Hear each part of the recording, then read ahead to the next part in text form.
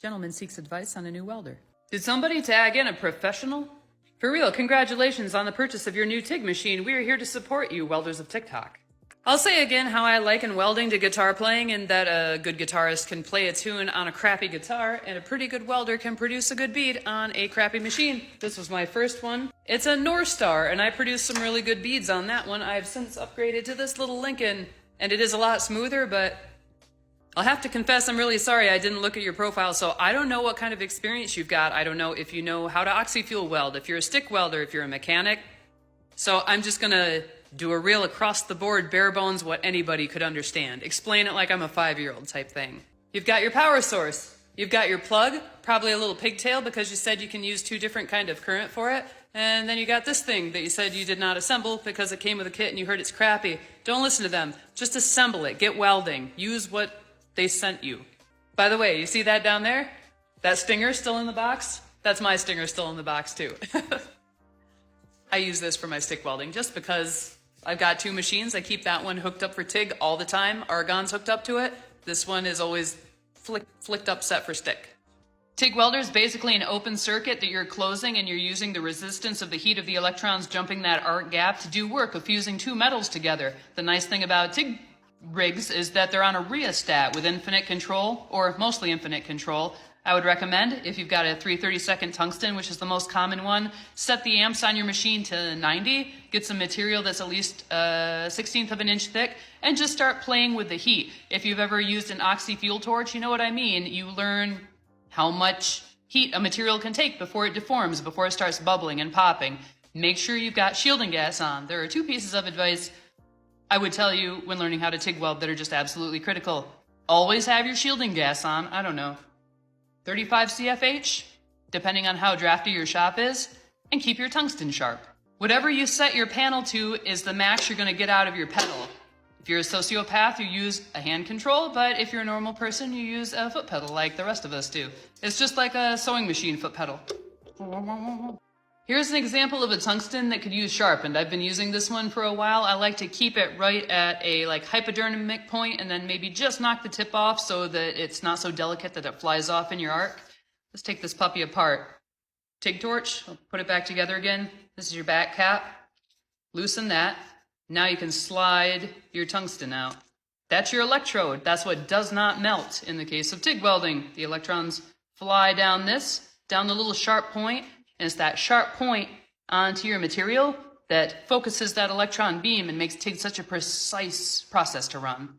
Again, keep this sharp.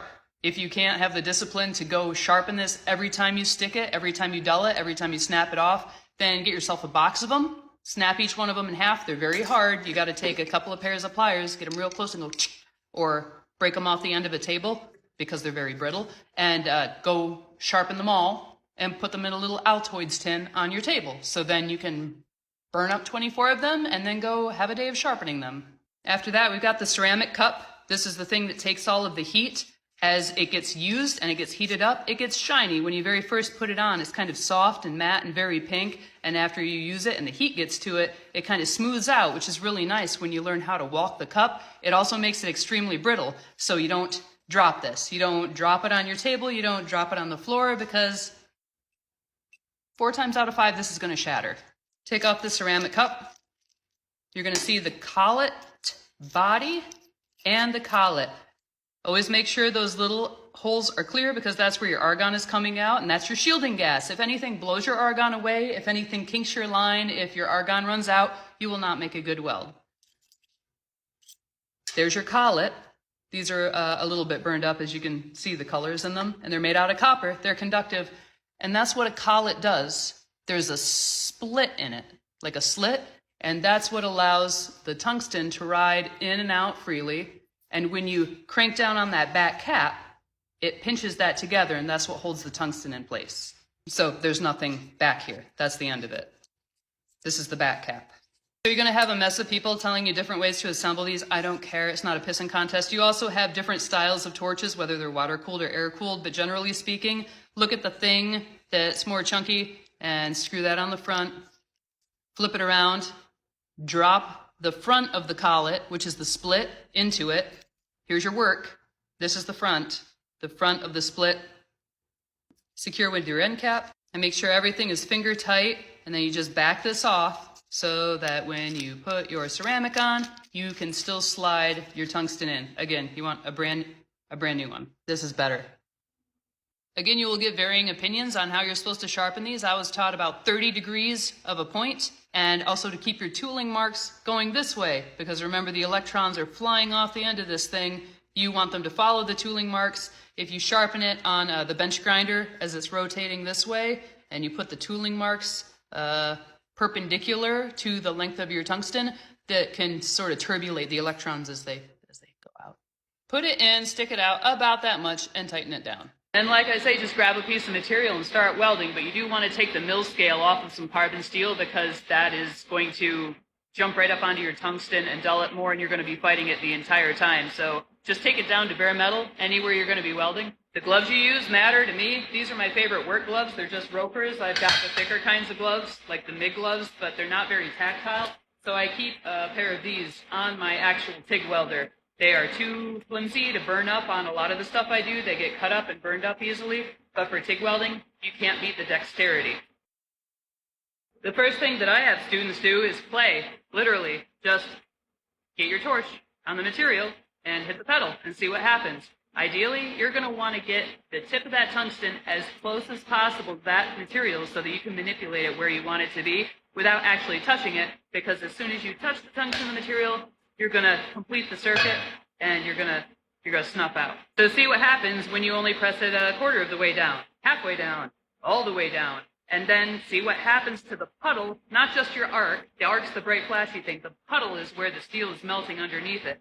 See what happens to the puddle when you pick your electrode up, half an inch, a whole inch. How hard do you have to stomp on that pedal to maintain even a little bit of melted material? And then go back closer and realize how much heat you've just dumped into that, and how far you're going to have to back off your pedal to get back to a normal, nice little puddle size.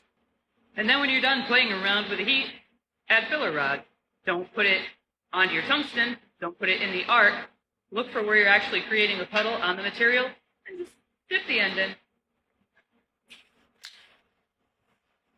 And move, dip, move, dip, move, dip, move, dip, move. And then there are some people who lie their rod there and wash over it. I never thought I had very good control doing that. Also, if you notice, there's a post-flow. After you break your arc, the argon continues to flow out of the nozzle for a couple of seconds, depending on your machine. Some of the machines have an adjustment. I held it there so the argon could flow over that hot weld and just give it a little bit more coverage before I pulled it away. So yeah, that's it. That's literally it. That's all TIG welding is keep your gas flow and keep a sharp tungsten, and don't hurt yourself, and try to make the two metal go together. And remember that the heat does the work, not the rod. So pay attention to your heat, keep your tungsten sharp, keep your gas coverage, ask questions.